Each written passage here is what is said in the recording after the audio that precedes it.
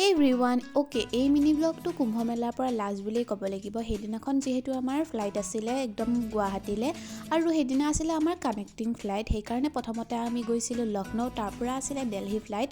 যিহেতু লক্ষ্ণৌ আহিছোঁৱে সেইকাৰণে অকণমান আমাৰ হাতত টাইম আছিলে, সেইকাৰণে অকণমান বজাৰখনকে এক্সপ্ল'ৰ কৰিলোঁ। তাৰপাছত আহি গ'লোঁ এয়াৰপৰ্ট আৰু লক্ষ্ণৌ পায়ে লক্ষ্ণৌ এয়াৰপৰ্টটো ইমান বেছি ধুনীয়া আছিলে, সেইকাৰণে ফটো চটো নুঠাকেনো কেনেকৈ থাকোঁ, সেইকাৰণে ফটো উঠি ডিৰেক্ট আহি গ'লোঁ আমি ফ্লাইটত। আৰু এয়া ফ্লাইটত উঠিয়ে আমাৰ খোৱা লোৱা ষ্টাৰ্ট, কাৰণ যিহেতু ফ্লাইটত মোবাইল চোবাইল অফ হৈ থাকে সেইকাৰণে কিনো কৰিম, খোৱা লোৱাই আৰম্ভ কৰি দিওঁ আমি।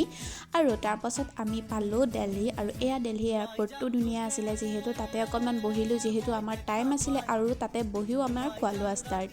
আৰু ইমান বেছি টাইম থকাৰ কাৰণে এয়াৰপৰ্টত কেৱল আমি ফুৰিছোঁ, খাইছোঁ আৰু বহিছোঁ আৰু ষ্টাইল মাৰি মাৰি ভিডিঅ' বনাইছোঁ আপোনালোকক দেখুৱাবৰ কাৰণে।